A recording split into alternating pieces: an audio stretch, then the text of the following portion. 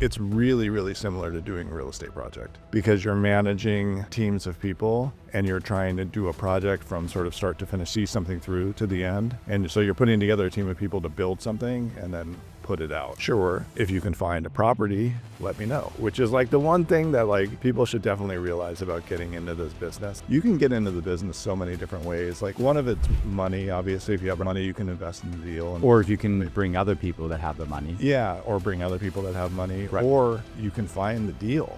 The thing about real estate, right, is you can exponentially increase returns by leverage. Like real estate's a really good business to have partners on. Having an agent that you work with who you can trust, who can give you like comps that are accurate is a huge, huge benefit. I love that you share that and that you found value in sticking with an agent, because as an agent, so many developers will just work with whoever's going to get them the deal. And that's fine because it's competitive, but there's no sense of loyalty. But what you get in return for that was that trusted advisor who you guys could bounce the numbers on and know what you can spend and what the exit is going to be. So I love that, sticking with an agent and building that as part of the business plan. One of my friends' dads told me when I was young, you want to be in an asset-based business. Right. You want to go into a business, invest your time and your energy into something that's an asset that you could go sit on the beach and it'll still work. Things come up, especially on remodels, especially on repositioning an old apartment building asset and dealing with the RSO and the tenants and all the things that go into a deal. I find that if you stay in front of it and you're constantly involved, discussing, looking for opportunities to change things up, maybe you got to switch to contractor or whatever. If you stay in front of it, you stay on that bull, you're going to bring it in. Take those major risks out of the equation. I look at real estate kind of like almost like playing poker. You get a lot of, in the sense that you throw away a lot of hands. Like you look at a ton of deals, you throw away a lot of hands before you put your money in. Welcome to All Things Real Estate with Ari Wintrob, a show where we get to meet and learn from players within and around the real estate industry. An industry that provides incredible opportunity for creativity, entrepreneurship, and wealth building. Join me as we learn the tips and tricks from these insiders and helping us to carve out a space within this massive industry. Hi, everyone. Welcome back to All Things Real Estate with Ari Wintrob. Today, I'm very excited to have a special guest, Jeremy Lappen, who is a real estate investor, developer, syndicator with a great background in law. And so today we're going to cover the breadth of all he does within the real estate space, which is really interesting and exciting. He builds luxury single-family homes, he invests in apartment buildings, and he guides people and advises them from a legal perspective. So without further ado, Jeremy, welcome to the show. Thank you, Ari. Thanks for having me. Yeah. Well, let's kick it off by going back and covering everything you had done prior and that brought you to real estate. Okay, sure. So yeah, I started my career as an attorney. I worked for a big firm out of law school, did corporate and entertainment work, the movie business, basically, entertainment industry financing, securities work. I had a really sort of wide breadth of stuff that I did. From there, I went to head business affairs for a film company. So I did that for a number of years and then had an idea. I had always been a big fight fan. So I grew up watching fights all the time with my father. Boxing, I started watching UFC, the very first one, and I thought that the next action star could come from that world. And I thought somebody who could marry professional wrestling with the boxing model could have the next big sport. This was like in the late 90s. Wow. Yeah, and I had an idea to do a television channel that was all combat related. Cool. Because at the time, like mixed martial arts wasn't on television. They got kicked off television. So I went to a friend of mine who worked for like the most powerful man in Hollywood at the time. And we partnered up and he smartly said, oh, you should manage the talent. We should manage him to control him. So we started becoming a manager in the mixed martial arts world and signed up like all the top fighters immediately. Did that for a number of years. There was no money in it really. But had a lot of really interesting experiences, traveled all over the world doing it. And then I became a promoter. I got an opportunity to promote shows. So then I jumped into the fight world full time as a promoter and promoted shows for My first one I did at the Forum in Los Angeles. Wow. It was the first ever mixed martial arts programming for Showtime. And then from there, the UFC ended up buying that company. And then I ended up going to work for a public company that was the major investor was Showtime and CBS. And I ran the fight side for them for a number of years and did shows all over the world. So yeah, I was in MMA for probably 15 years, 10 to 15 years. Yeah. It sounds like all those skills and experiences would lead well to real estate, because you talk about promoting Yeah.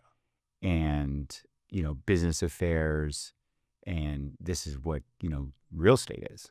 Yeah, it's funny. A lot of, because I did some producing as well. So I did some film and television shows as exec producer or producer. And the fight side, putting on live events and doing a television project or something like that. And obviously the legal stuff, there's legal stuff and everything. But it's really, really similar to doing a real estate project because you're managing teams of people and you're trying to do a project from sort of start to finish, see something through to the end. And so you're putting together a team of people to build something and then put it out. Right. And foreseeing the future, what could come up, the contingencies, what things to hedge for and plan for. Yeah, totally. I mean, there's fire. It's just putting out fires. Yeah.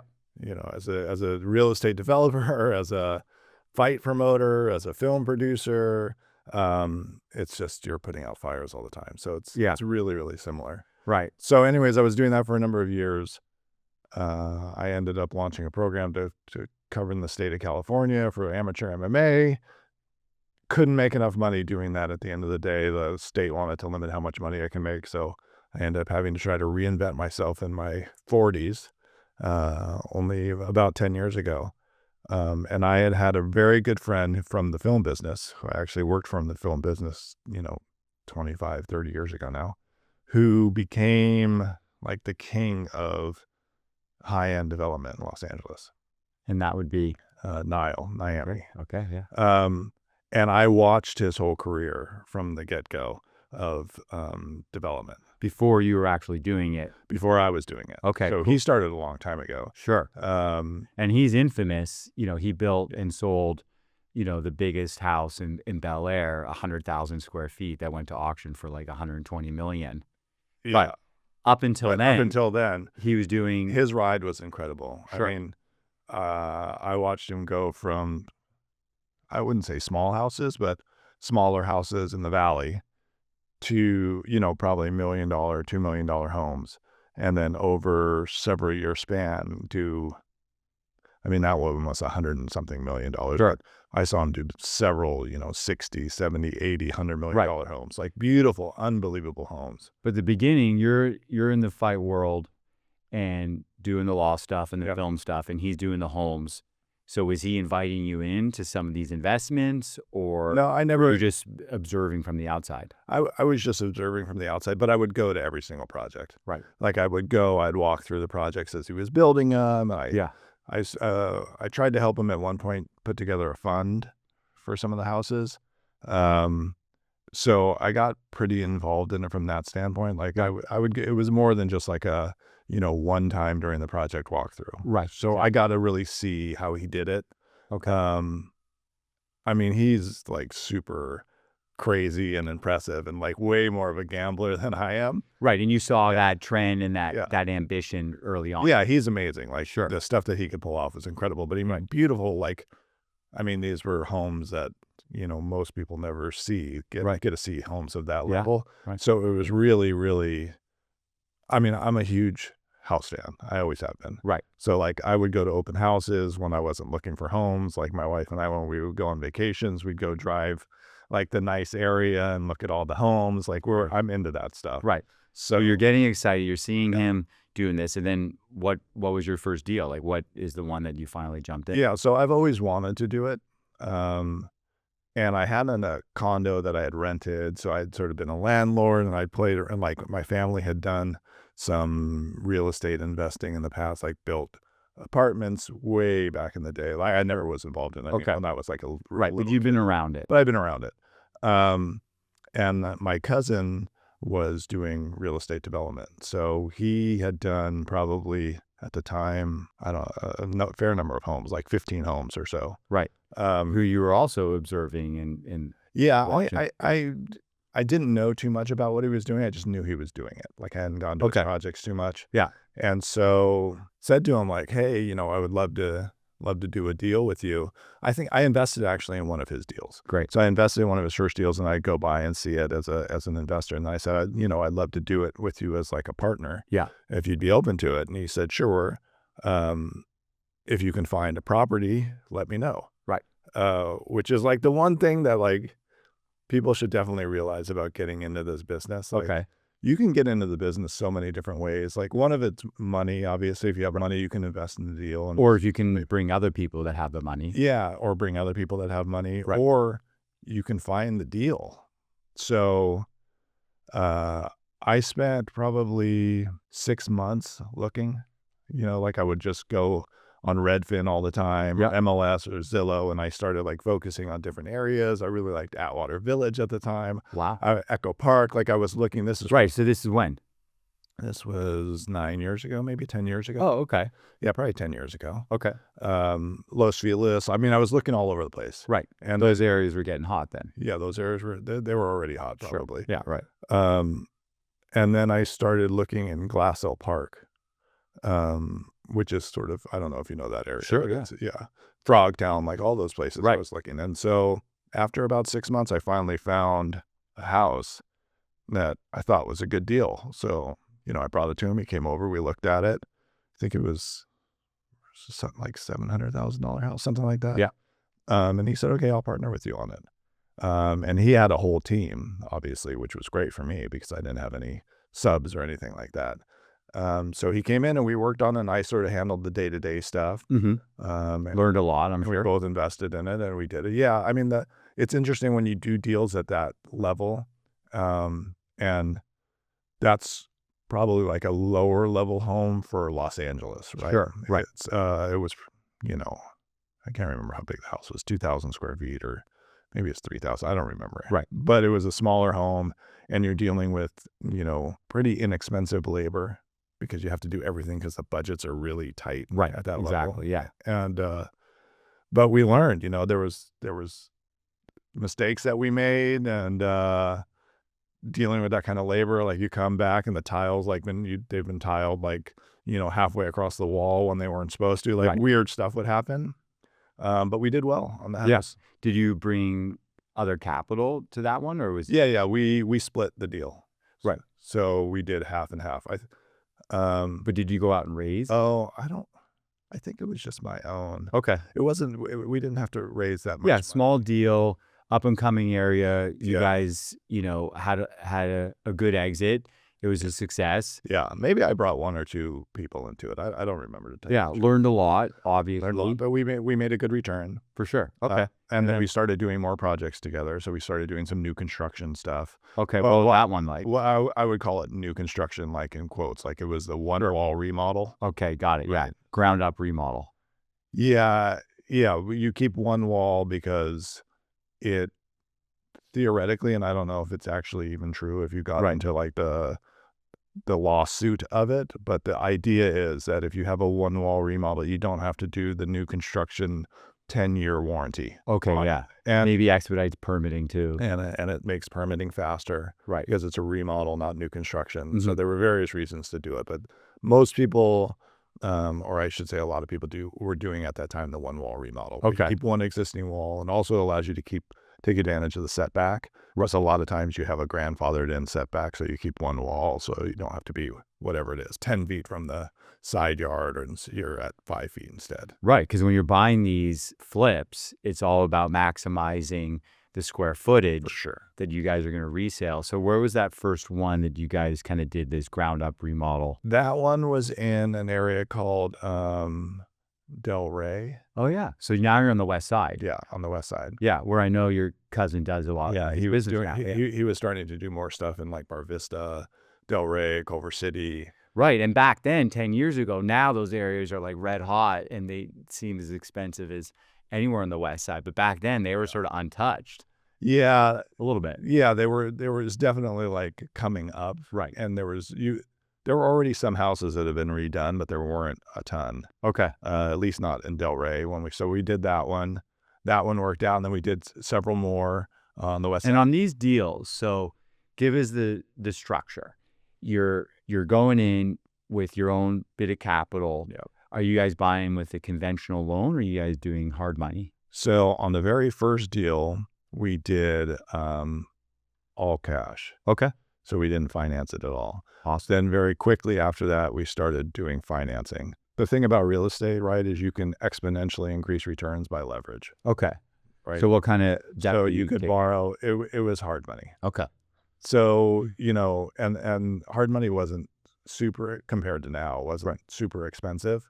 Um, I think we started at about 8% maybe. And Right. eventually it was down to around 7, a little below 7% maybe. Right. And that gives you some the acquisition money and also construction money. Yeah.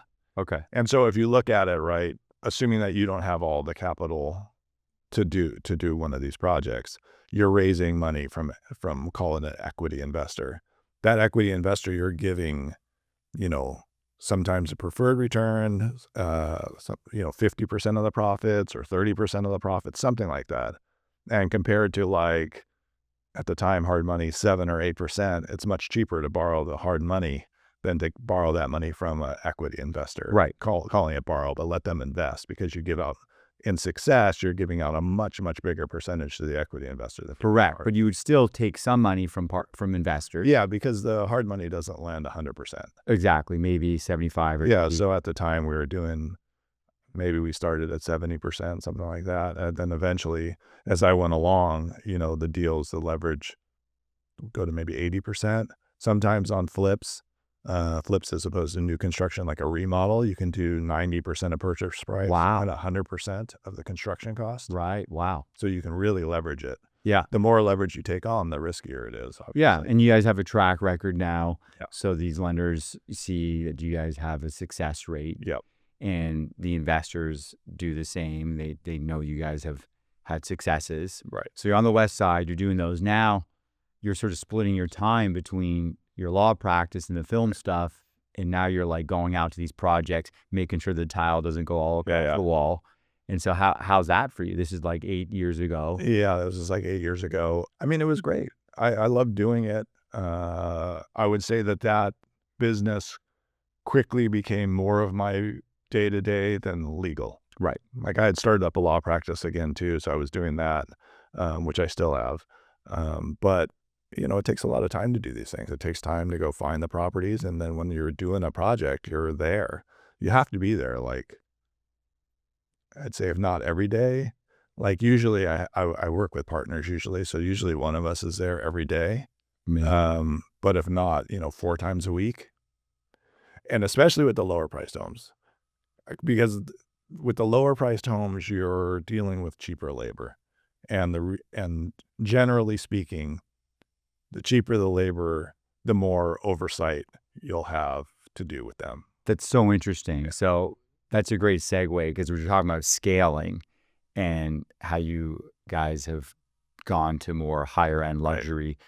And so it sounds like they're at a higher price point, a little bit less involved that you have to be, you're not having to oversee the labor because it's a higher price point and you're spending more, and you can sort of trust that the contractor that you're using is going to be doing it. Yeah, I would say generally speaking, that's true. I mean, you still have to oversee it. Weird stuff still happens. But yeah, I started to get into more and more expensive homes. So my cousin and I did several homes together, and then we separated, and I went on my own and started doing it myself. Okay. And I did my first one in Beverlywood. Oh, right. Yeah. So I built my first house there. Okay. Ground up. That was, one wall remodel. So basically scrape and build, right? Right. They're on your own. You got the experience, and you know how to go How at to it. do it. Yeah. Right. So you went at this one on your own, raise capital again, Yeah. go with the hard money. Yeah. And how did that one work out? It worked out well. I did okay. That one was an interesting one that I learned a lot on, because what I did was the house, it was on a beautiful street. So the street was 1 block west of Robertson, though, so the backyard backed up to Robertson. Right. It had full-grown, 20-foot high trees. You couldn't see Robertson, but you could kinda hear it. Yeah. And I designed the house sort of around a courtyard, so, the house opened up to a side yard, so you really couldn't hear the traffic, and there was a smaller backyard, and it was a beautiful home. And I thought, because it's funny because I had actually, going back to Nile, I had seen Nile had done, like, a really beautiful home on Mapleton, which backed up to Beverly Glen, Right. right? Right. And On Holmby Hills. yeah, and he had put up big trees and had the waterfall, and, Right. I mean, the house sold for, I don't remember what it was, 50 million or 40 Right. million. But it's this idea of like you're going into a deal, and I know now because I've sent you deals, and you have a very strong um, sense for if there's going to be what we call a nuisance on the property. So you'd seen Niles pick up something, that backed up to Sunset on Mapleton. You're in a similar situation, so it's got an inherent sort of flaw or obstacle, and but you So I thought went I could work around it. right. I went Okay. for it. I thought I could work around it. I built a beautiful home. I mean, it was a really, really nice home, and it sat. Right. It ended up selling for a decent price, but not the price that I thought it was gonna sell for, and so I didn't really make any money. I didn't lose any money, but I didn't really make any Right. money. And, when you do this as a full-time job, like, you spend a lot of time, you put in your own money, put in other people's money, but I spent maybe, a year and a half of my life working on this thing, Right. and you end up putting in your own money and working on something and not making any money. It's not such a great Right. thing. It was great that I didn't lose, but, Right. But but you learned a lot from it. yeah, so what I learned was, and which I won't do ever again, was a lot of people didn't even come to the house because they would look on a map and they would see, oh, it borders on a Yeah. busy street. Well, I wish I had those guys as clients because as a realtor selling homes, a lot of my clients don't look on maps, and we show up and we waste all our time. Oh, yeah. Well, so So what I learned was I don't want to touch anything that has a negative that you can't get around, right? And that's going to cut the buying pool down. It's kind of like when you do the design. Like, I hired designers to do all of our stuff. Smart. And we want to have a beautiful design. We want it to look like it's been designed, but I don't want to go too design where it's too specific and you turn off part of the client base, right? And I've done that on some homes where we went really, I call it specific, like high design, right? Like a little bit wilder patterns. And I was so nervous. It worked out, but it was But what you're doing is limiting limiting the the buy. pool of buyers that might want to make an offer. Yeah. And You same don't with want to this do that. with this nuisance from Robertson. That's what's so interesting about real estate. And I think LA is actually shifting from this idyllic single family home where you only want to be on a quiet street. It's changing because you go to big cities like Milan, Mexico City, they live all, next to commercial. And in LA has always been this idyllic, but we're seeing a shift. And now people will live in Beverlywood on any block because it's become so desirable. But the time you took this takeaway that any sort of inherent nuisance is going to limit your buyer pool, you don't want to touch that. Yeah. What I'd say about that is that people will live anywhere. And if you get it for a low enough price and you have a low enough exit where you build it in, it still could be a really good investment. But the market's been really hot for the last 10 to 15 years. So you sort of, I guess longer than that now, but you get away with more. And so I'm pretty risk averse from an investment standpoint. Like, I'm really conservative with my estimate. You know this, right? Yes. Those kind of houses that have those problems, I think in a good market, you can be okay. But if the market turns, they won't sell. Yeah. Like, those will be the houses that sit. Yeah. And when you're using hard money, especially, right? House sitting is really problematic. Like, that can be really dangerous. Yes. Because the interest, the interest rate can be pretty high, and you got to cover those payments. Right. Right. Yeah. So it's having that fruition when you're looking at deals to hedge for the unexpected, like a downturn. Yeah. And trying to avoid those. So let's kind of continue with the trajectory, because now you've done the Beverlywood house and you're sort of stepping up the price point. You're running your own show right now. And then what's the next deal after that? So I did another one right around the same time, also in Beverlywood. I would say Beverlywood adjacent. It was on the east side of Robertson. So that was a major remodel that did really well. Great. And then I got introduced to two guys who were general contractors who were starting to get into development. Okay. A good friend of mine introduced me. It was a good friend of his. Great. And so we started talking. They had just done their first project, so I went and walked it. We probably talked for maybe 6 months to a year. They'd come by my projects, I'd go by their projects. And then they brought... We're in like the dating phase. We're in the dating phase. Yeah. Which is important. I mean, the hard thing is with these partnerships, and I've had several partnerships over the years with a lot of different people, like partnerships can be hard. Right. I mean, I think they're always hard, truthfully. But partnerships allow people to do deals and get into the space where, opposed to sitting on the sidelines trying to do something on your own, you might never get there. And I'd say especially in real estate. Like, real estate's a really good business to have partners on. Yeah, but the idea is to take your time, get to know them. So we got to know them. So I got to know them.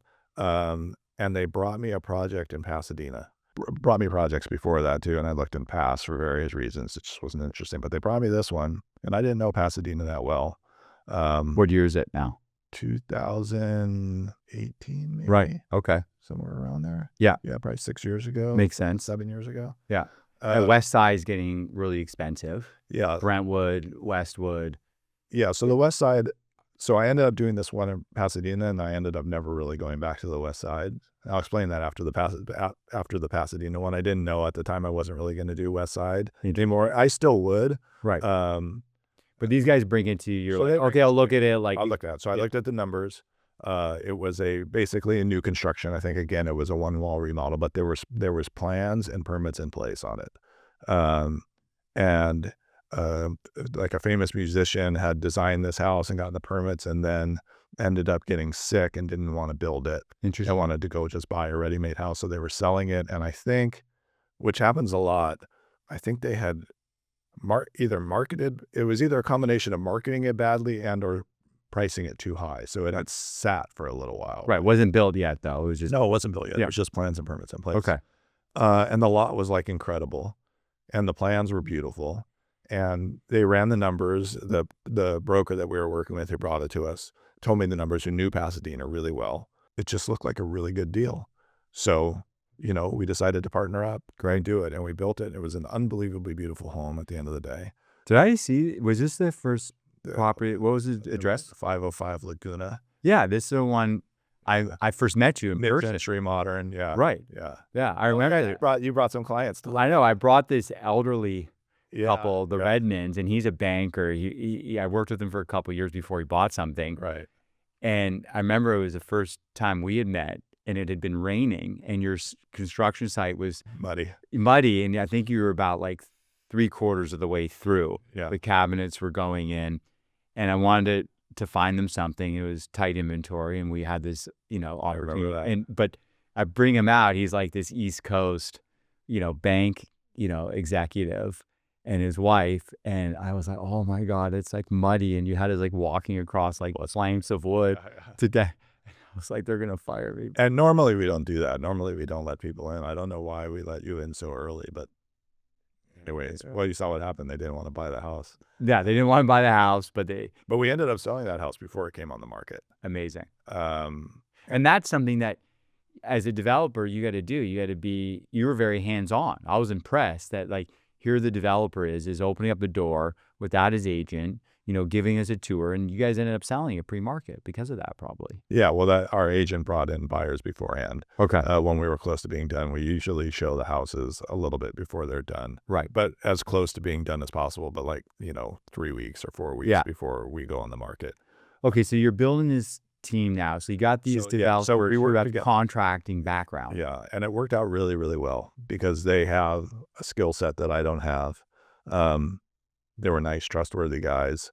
They knew what they were doing. They had a bunch of subs that they could pull from. I had a bunch of subs I could pull from, so we ended up doing it for a very good price.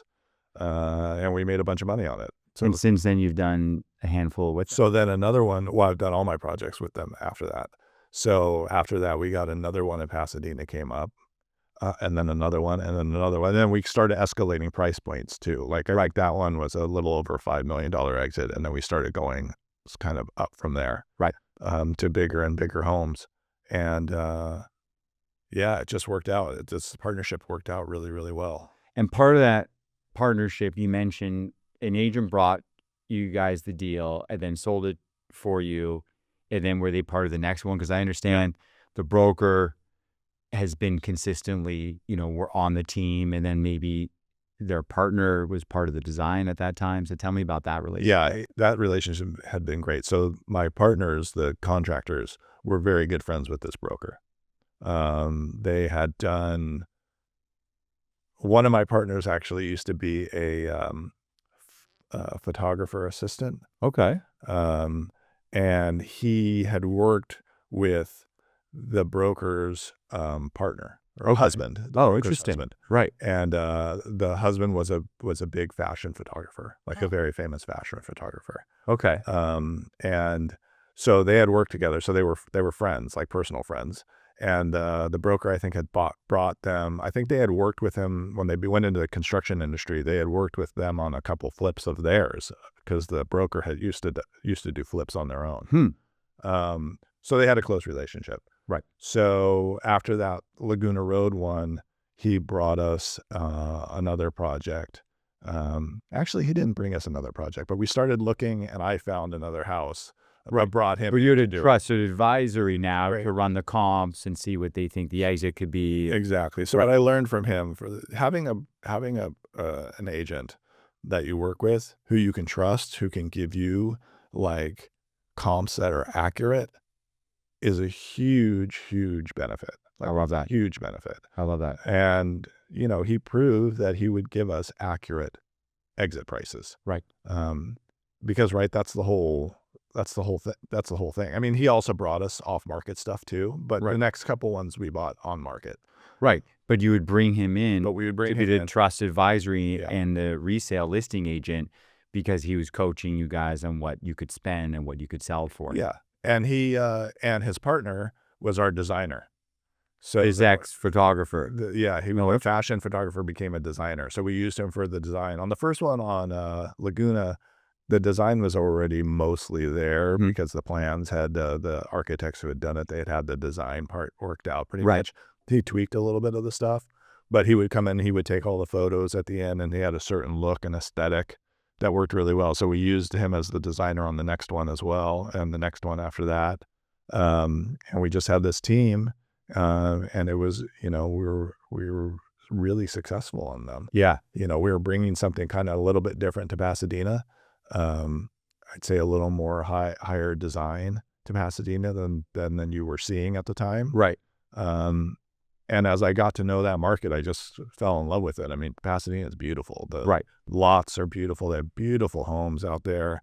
And, you talk about the West Side. The West Side was super competitive. There are so many developers. Right. And because I'm more conservative, I would say, than a lot of people when going into these investments, right? Because it's my money, it's my friends, it's my family's money. It's, pretty much everybody who invests in my deal, I have a personal relationship with. So even if you don't, even if you don't, but when you do, it's even more. You see them at like the holiday party. Yeah, well, I don't want to lose them money. Like I feel a lot of pressure. Like I don't want to lose my own money. Right. But I don't want to lose them money. So the West Side is getting expensive. The returns are getting narrow. So unless you can find something off market on the West Side, anything that went on the market, it was very, very hard to get a deal on. Right. Because there were so many developers that there was going to be, some developer who had either like cheaper money than I did, or they didn't need to project the returns that I was trying to project. Like I want to hit a certain return in order to go in on the deal. So maybe they had a tighter return. Right. Maybe it was some real wealthy guy who only needs to make, 10% on his money and he's fine with it. Yeah. And they live on the West Side and they want to drive by the however and say, we sold something next.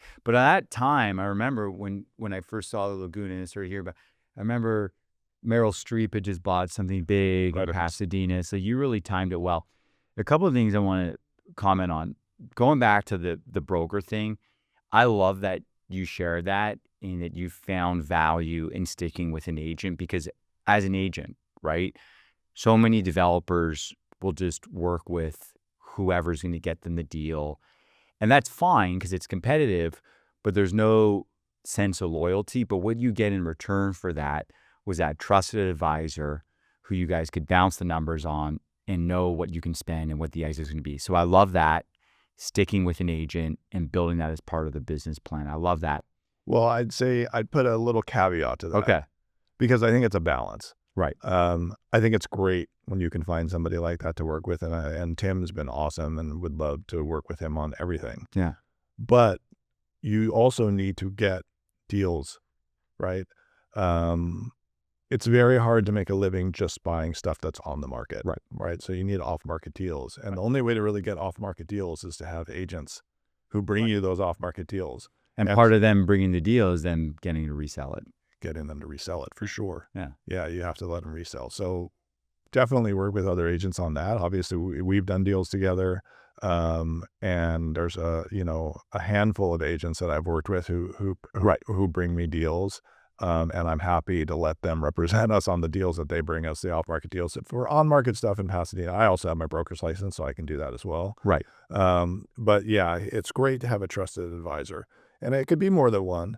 Of course, yeah. But that's a really important thing, I think, for agents to think about too when they're approaching clients. Like a lot of agents, I think the cliche the agent stereotype, right, is that they're going to tell you like really aggressive and optimistic exit numbers. Yeah, always like, oh, what? Because I always ask agents when I go look at these houses, what do you think the exit is when you do it? For sure, right. And it's like the exits that they quote are so insane. And I'm like, okay, what are you basing? Like, can you show me like comps that show that? Yeah. Because the way I do my estimates is I look at sold comps only. Right, of course. Right. I don't look at what's on the market at that time. It's not a comp. Unless the market is changing and it's going down. Sure. Right. I'll only look at a comp as something that's sold. But a lot of times people will look and say, okay, the market's been going up 10% every year. So this will be done in a year. I'm going to project that we're 10% higher than we are now. Right. Which is, you could argue that. And a lot of people do that. I don't do that, but a lot of people do that. But the agents sometimes give you like estimates that are like, not anywhere near what any house in the neighborhood's ever sold for, or like, something selling for $1,000 a foot exits and they'll quote you a $1,400 a foot exit. Right. And it's just like, why? And then, when the agent, okay, I can't rely on this person for advice. I'm on my own. Like, exactly. It's transactional. If they bring me something that I think is a good deal, great. But that's the key is it's transactional, right? Because that agent, they're going to have to resell that house. Right. And if they can't, they're out. You're never going to use them again. You're never going to call them again. So I feel a responsibility if I'm quoting someone an exit is that I'm going to be reselling it and I'm going to have to stand behind that when it comes time to resell it in 2 years. So what I'm getting here is a common theme is you're very hands-on and you're paying attention to every step of the way. So you're not a real estate developer that has a full-time job doing something else and you're parking the investment, hiring the contractor and waiting for the check to come in. You're showing up at the job site, you're looking at the comps, you're looking at the exit, you're involved with the construction, the design, and looking at as many projects as possible.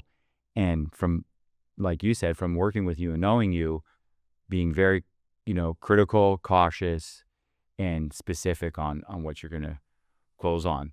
So let's kind of take a step away from, some of this incredible single family and, what a ride and what a price point, to be selling these homes now at 10, 11, 12 million dollars. It's incredible. And I've seen some of these projects and they're amazing. But when we furthered our relationship, through looking at investment properties, I remember we had lunch a few years ago, 4 or 5 years ago, and you had mentioned you had a goal to generate a certain amount of passive income per month or per year from apartment buildings. So what kind of put that, seed, and how did you act on it? I know the deal that we bought, but sort of speak the beginnings of that. Yeah. So it became very clear, in doing the single family flipping, call it, um, that it was a great business, but it was a business Mhm. and it was something that you couldn't rely on necessarily going forward. Like you would have a big pop, you'd have a big sale, but you never know if you're going to get another deal again. Right. Right. One of my friend's dads told me when I was young, and it's super simple. Um, but for some reason it had never occurred to me. And I haven't necessarily done a great job of it going forward in my life, but I've always tried and had it in mind is you want to be in an asset-based business. Right. You want to go into a business, invest your time and your energy into something that's an asset that you could go sit on the beach and it'll still work for you and you can still make money from it without having to spend your time on it. Because as a lawyer, right, he was a lawyer also, Right. gone into something else. He's like, you make money for the time that you spend, right? You get paid per hour. But you have to work that out. You've got to work that hour to get that Dinner. money. This is the Rich Dad Poor Dad's cash flow quadrant. Exactly. Kiyosaki of you Yeah. have, income from things you have to work on, commission-based, legal-based, Yep. or you have passive income or a business that you own. Yeah, exactly. And Rich Dad Poor Dad was a great book, and I read that. And so, I saw that the business that I was in was great, and it generated cash flow, but I'm not getting younger. And, I like the idea of being able to go Visit sit the on the beach. beach and Right. collecting money. That sounded great. So passive income was something that became really important to me. And so I started doing some research on it. My friend told me about a Bigger Pockets podcast and that website. And so I sort of did a deep dive into that and started reading books on it and just quickly became a huge believer in multifamily investing. Right. Like thought, wow, this is a great business. Right. So you set a goal. Yeah. It was a certain amount of Money that I wanted to make in passive income that I wanted to add every year, that I was going to do a deal and add a certain amount. So that was probably, maybe 4 years ago. Yeah, you share that with me. We Yeah. had lunch. And so I started looking at deals. And what you discover when you start, at least again, I'm on the conservative end. So I think I probably miss out on a lot of deals that could have been, profitable, but I pass on them. So I started looking at deals, and it was very, very difficult to find them.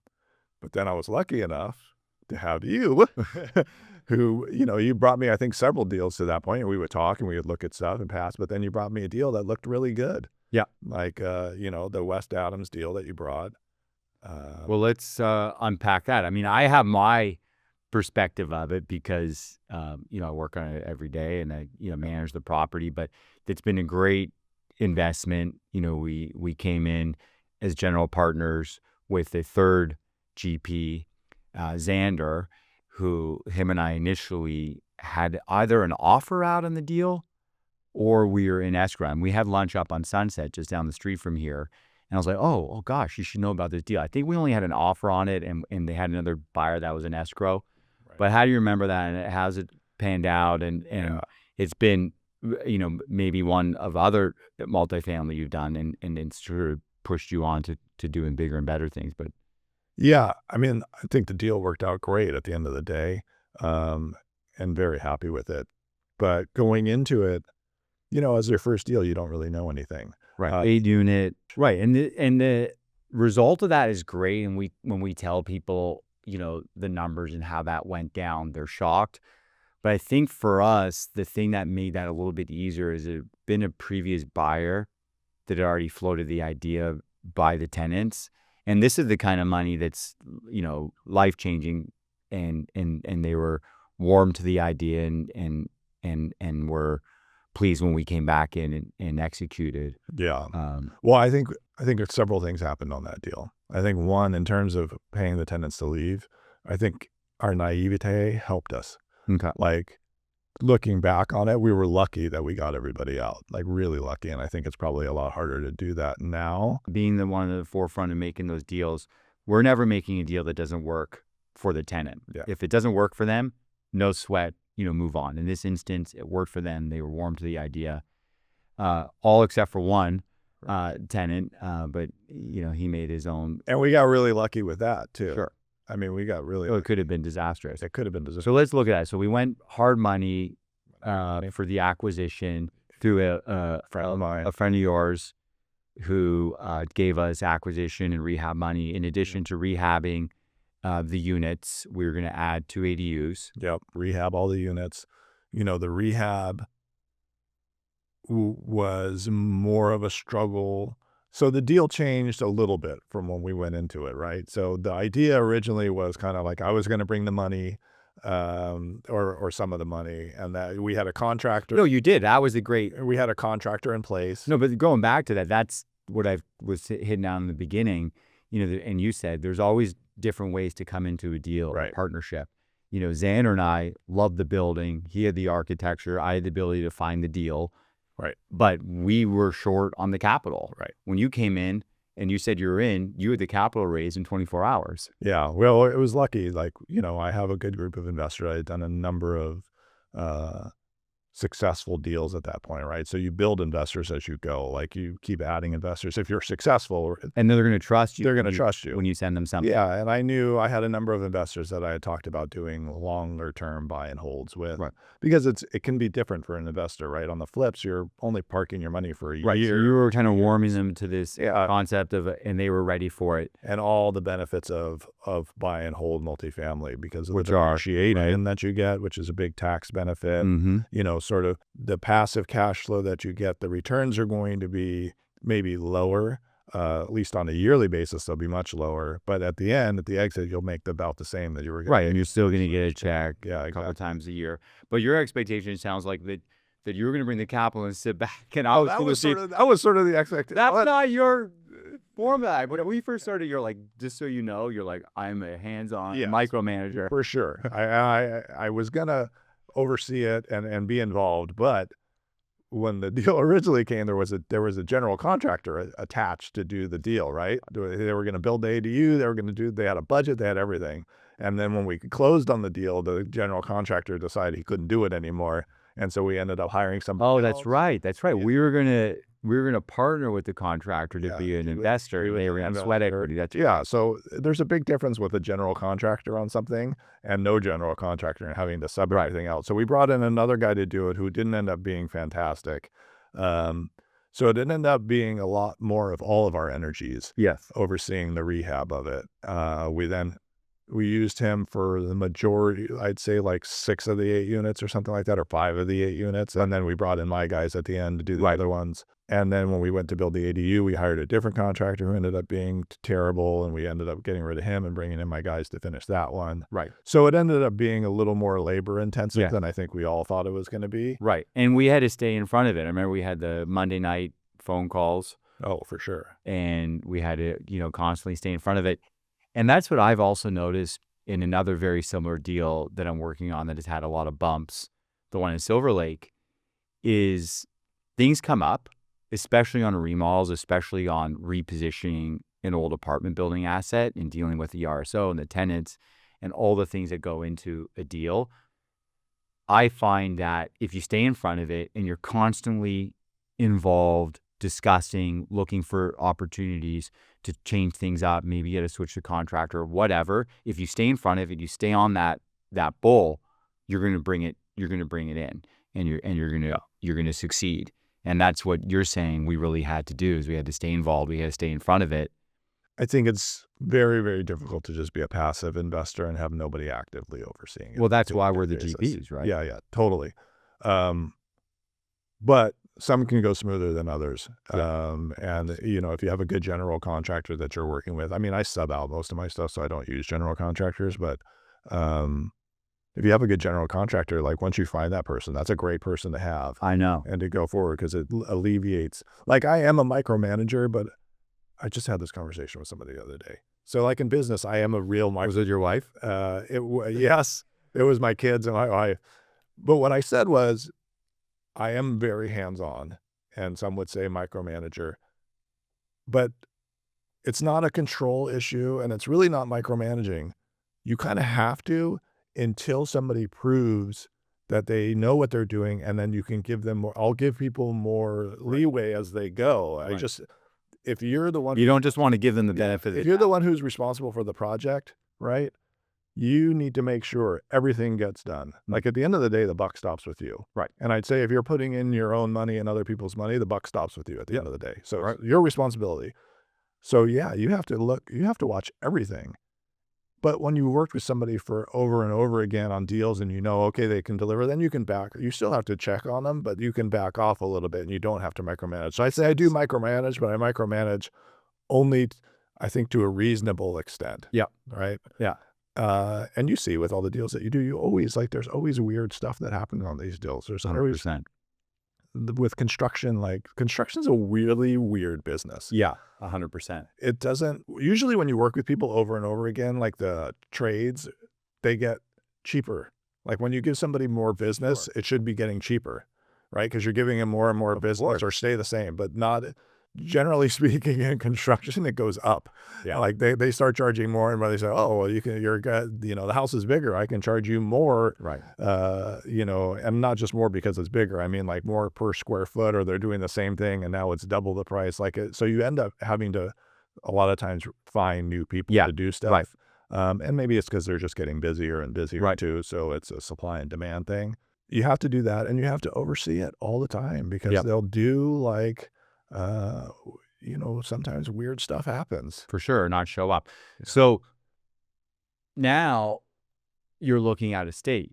So not only for the single family flips, but the last few years, as I've been trying to replicate, the deal that we did here, you've been more focused not buying in LA. So tell me how that's been going. Sure. So what I learned from doing our deal together, and again, it's a great deal. I'm super happy that we own that property. And I would still buy in California if it was unbelievable deal, but otherwise I don't want to buy here anymore because you really saw it during COVID. And you're still seeing it now is the landlord tenant laws are so favorable towards tenants. Like they don't they don't think about the landlords at all. Like when they put in eviction moratoriums and then they rent freeze and I'm just scared of what the government's going to do. Like they're going to pass things where they're going to, freeze rents or they're going to roll back rents or you're never going to be able to evict anybody. They had the things where people weren't paying any rent and you couldn't evict them. Yeah. I mean, the whole basics, like going back to you're talking about the buyouts, the whole reason why we got to buy people out is because the RSO rule of rent control is being utilized for not what it was intended for. That's intended so landlords can't raise the rent past the rate of inflation. But tenants that are stuck, you're a third below what the market rent is. So landlords are buying out, and often it's helping buildings that are run down, that aren't even safe, habitable. The one that we bought, and they need it, but they're never getting renovated because it had people locked in. So you start looking at a state. Yeah, I started looking at a state where those laws might be more favorable, right? Another thing in California, the EULA tax was passed, right? So you just don't know what's going to happen.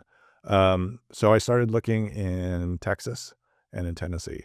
So On apartment buildings. Right. So those states were more conservative. They had better landlord-tenant laws, and I thought for the long run, I was looking at Nashville and Austin in particular. Obviously high-growth states. Yeah, I mean, what a learning curve though for you. Like you're out of state, you're looking at bigger deals now, right? I'm looking at bigger deals. You're not there. You don't have the broker relationships. Right. You don't know the lay of the land like LA. Yeah, which is why I was looking for bigger deals because I wanted professional property management to come in. Right. Smart. But Austin and Nashville are two super hot markets and have been for many, many years. Right. So, I went in, had like a friend or two in those areas and used those as connections. Asked, people like yourself if they had a recommendation for a broker they can introduce me to there, and started meeting with brokers and started looking at deals. And I was really focusing on Austin, and I looked, at a lot of deals. And nothing would pencil. Like I would run my pro formas and I couldn't, I was making offers on stuff, but I was coming in like millions of dollars below where the market was at, where people were buying these things. And I couldn't figure it out. I was like, I can't find a deal. I can't find a deal that makes sense. I wonder if the buyers and those larger... They're eating it now. Yeah. And also I wonder if some of the buyers you're competing against were more like fund based and they needed to buy. Yeah. Oh, well, they can project, like, again, I'm trying to project much higher returns. Right. I was modeling out 7 to 10 year holds. And the way that I run my model with my investor split and everything, I was trying to get to like about a 15% annualized return at the end of the day at exit. Right. Right. But it wasn't happening. It wasn't happening. I mean, the cap rates were so low, the interest rates were starting to rise at that point. They hadn't yet. Yeah. And there's competition. Yeah, and there was competition. So I put in offers and I got close on a couple, but just couldn't find one. And again, I'm conservative, right? So my rent projections were maybe not as aggressive as somebody else. Sure. And so I was looking, but thankfully it sort of worked out because in Austin, especially, right, there was so much growth and then the interest rates went way up. Yeah, this is going back to like 2022. Yeah. Yeah. Over the last couple years. Mhm. So the market started to shift a little bit and I started to get closer and closer on deals. Mhm. And then I started being right in the right ballpark, but the sellers didn't want to sell Right. because they were sort of at the old level of valuation. Right. They weren't meeting with buyers. So there was a time when a lot of deals weren't happening. But a lot of those guys who went in, a lot of syndicators are in real trouble now. Yeah, because they stepped up to pay what the seller wanted. Yeah, they had really high rent projections and they modeled their thing based on, 5% interest rates or something like that. And then the interest rate shot up to 7 or 8% because they were on variable rates. And the rents actually started to fall in the last year because there was so much supply, Right. which will get absorbed in the next couple of years and the rents will start to grow again. But they're in this position now where they're, really upside down. They have to refi and they can't. There's too much gap and they need to raise a bunch more money or they need to sell. So there may be deals that are coming up there in Austin. But then one of my partners moved to Nashville about a year ago. So of my partners I was doing the Pasadena single family stuff with, one of them moved to Nashville. So I went to visit him and looked at that market and I loved Nashville. Like it's an unbelievable market, both from a single family standpoint and from a multifamily standpoint. And it's a really, popular city that's been growing. There's universities there that are becoming more and more prestigious. Right. So then I connected you to the broker and you were talking to other brokers and now you have a deal in escrow. So tell us about that. Yeah. So again, I'm not super quick moving, I guess you'd say, because of the conservativeness, right? So they've been looking for probably the year at different deals. It's really hard to comp stuff in Nashville, especially on the single family side. Right. So it's a hard market to understand. Uh-huh. The housing prices are kind of all over the place. Okay, but you relied on the broker. Yeah, relied on the broker a little bit and started learning a little bit, as we went. There's beautiful neighborhoods there, but there's all different there's a lot of new construction going on. Sure.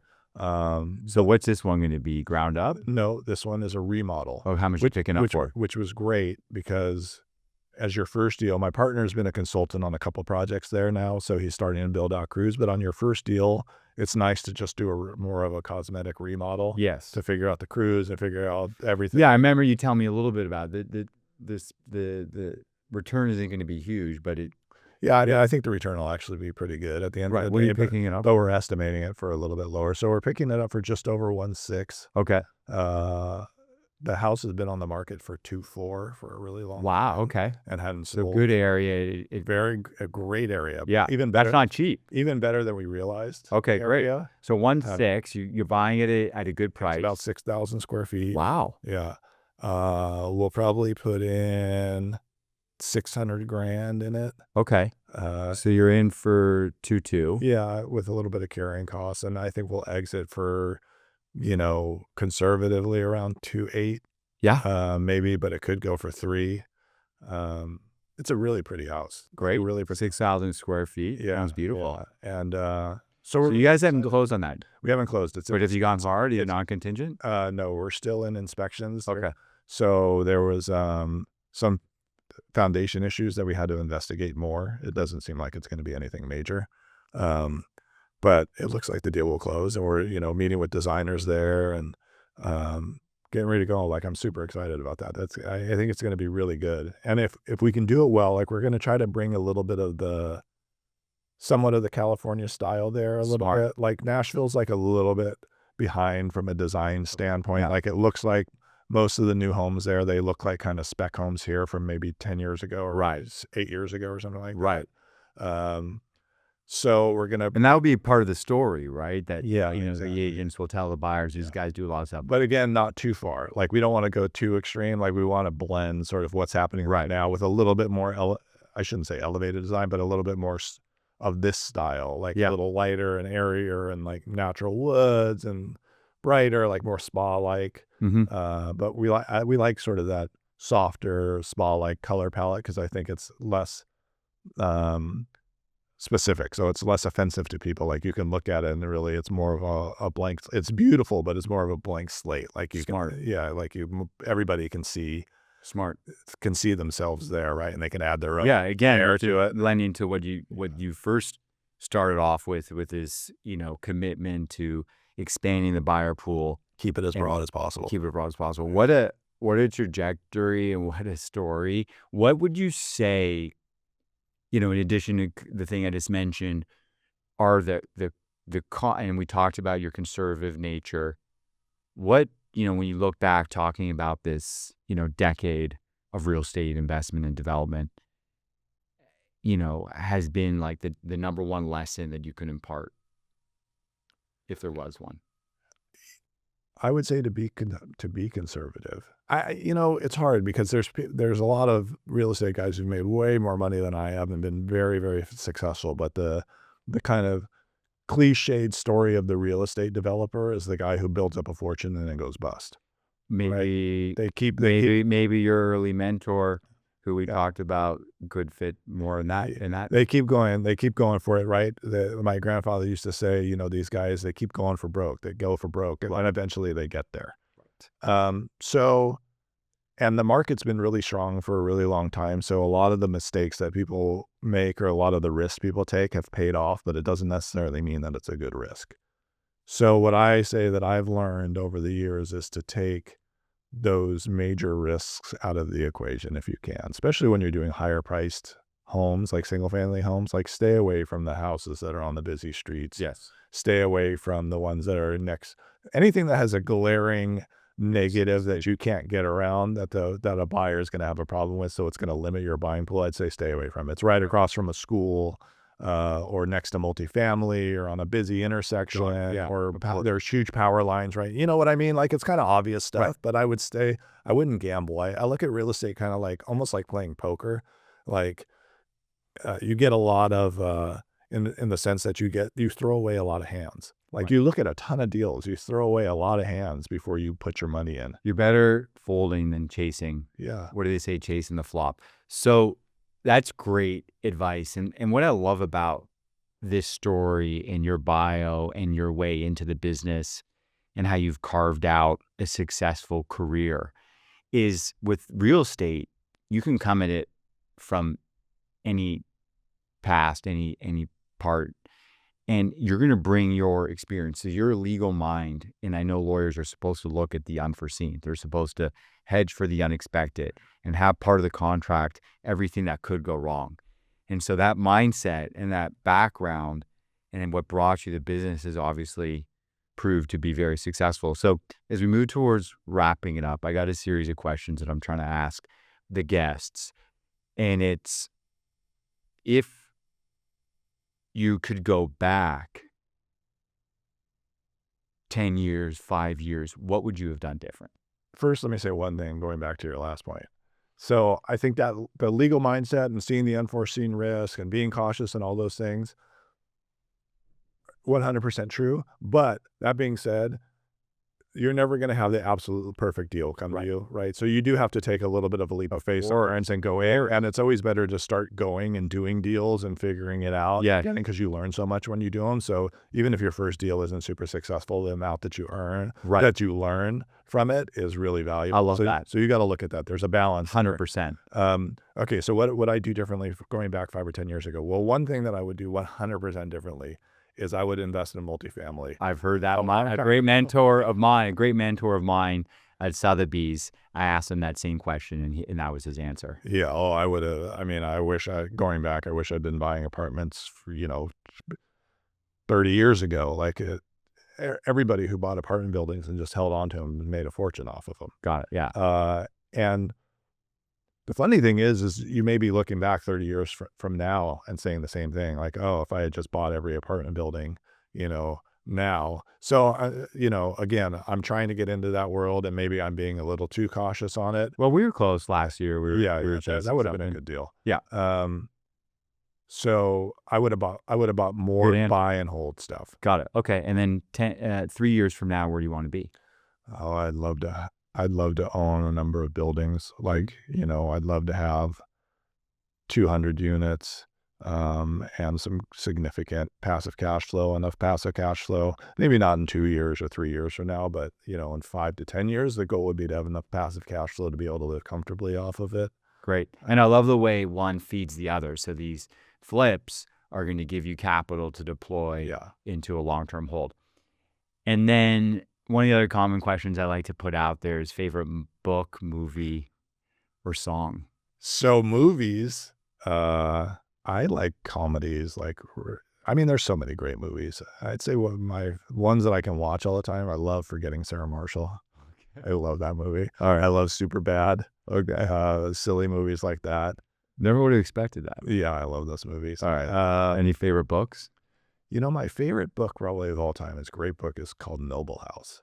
I don't know if you've ever read that. It's James Clavell. I read a lot of nonfiction. Yeah, Taipan and Yeah, that whole series of Shogun and Taipan, but Noble House I read when I was in my early 20s or late teens, and it's such an awesome story. It's about these big conglomerate they started in shipping, and they had like the drug smuggling and stuff like that, and it's a big conglomerate in Hong Kong in the 40s, and it's got a lot of intrigue and espionage and all the interworks in business, and it's a great book. yeah, fascinating. It's I a have to great read. book. You should read it. It's terrific. Yeah, I might even have it like dusty on the bookshelf. Yeah, it's a good one. And then what's it all for? So, you're doing this. Why? What's your one thing? I'd say at the highest level, it's to make money to live off of, right? To support your family. At the end of the day, it's about your family, right? Taking care of your family. I want to create a nice life for my children and be able to afford to do, the things that I want to do. But I enjoy what I do. Like I've been very lucky in that I've chosen like an unorthodox career path, but it's been things that I really like, that I enjoy doing. I've got to do a lot of cool stuff in my life.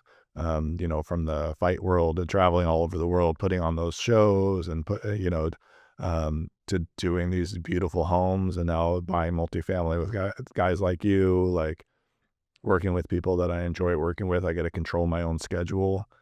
Like I'm really lucky in that standpoint. It hasn't always been easy doing that. I think that's a big trade-off when you work for yourself, right? Right. Exactly. But yeah, I'm happy. Like I enjoy what I do. I have a nice life, and I do it for family is the number one thing for me. Right. Yeah. Yeah. And it's great that you get to enjoy and have so much fun. Yeah. Well, this has been fun. Yeah. Thank you so much for having me. Yeah, 100%. Thanks for sharing all these great tips and tricks, and look forward to seeing, where you go and what other successes you have in the future. Thank you. All right, man. All right.